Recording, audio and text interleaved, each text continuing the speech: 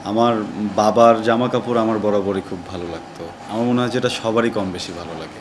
মানুষ সবসময় প্রয়োজন অনুযায়ী শক্তি সঞ্চয় করে ফেলে।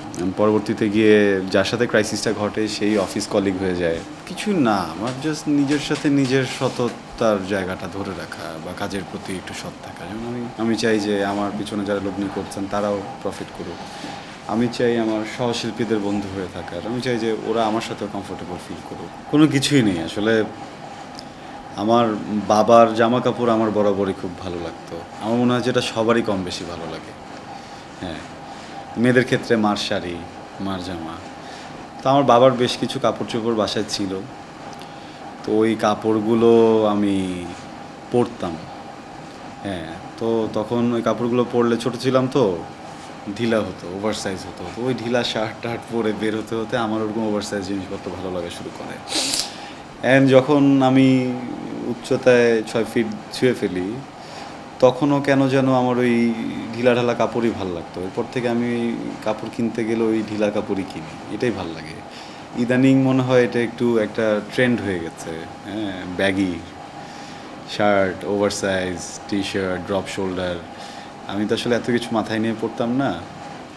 আমি তো ওই যে অভ্যাসের জায়গা থেকে বড় বড় কাপড় পরতাম। শুরুতে যখন এসেছিলাম তখন অনেক কটূক্তি শুনতে হয়েছে এটার জন্য। হ্যাঁ, এখন যেরকম আপনি বলছেন যে সবাই পছন্দ করে, একটা সময় এমনও পার হয়েছে সবাই প্রশ্ন করতো যে এত বড় বড় কাপড় কেন? মজাই লাগে এখন যখন দেখি গোটা বাংলাদেশ এত বড় বড় কাপড় পরে ঘুরছে। ড্রেসগুলো আসলে বিভিন্ন জায়গায় কালেক্ট করি।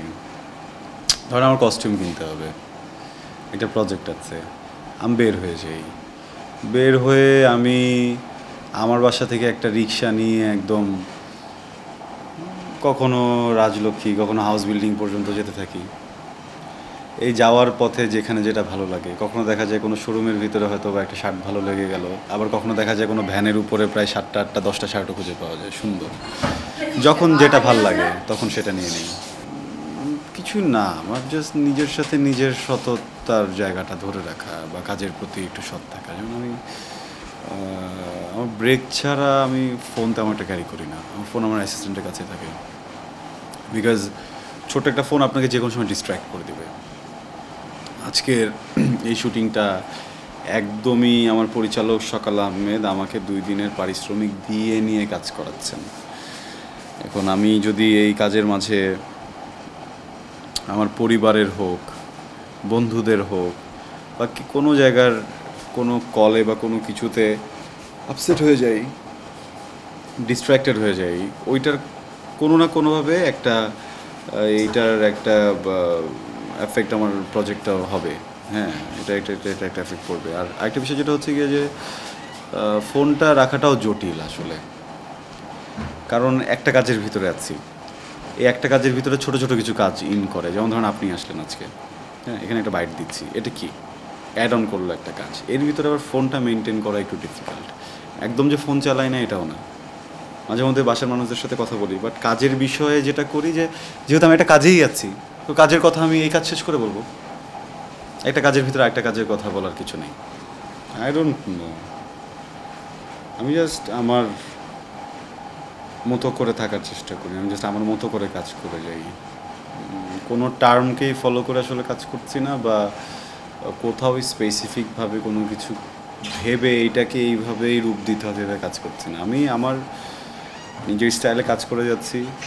এইটাতে যার যেই টার্ম পছন্দ হচ্ছে তারা বসিয়ে নিচ্ছে, দ্যাটস গুড। কারণ আমি তো চেষ্টা করি আমার প্রযোজকদের সাথেও বন্ধুসুলভ আচরণে থাকার। আমি চাই যে আমার পিছনে যারা লগ্নি করছেন তারাও প্রফিট করুক। আমি চাই আমার সহশিল্পীদের বন্ধু হয়ে থাকার। আমি চাই যে ওরা আমার সাথেও কমফোর্টেবল ফিল করুক।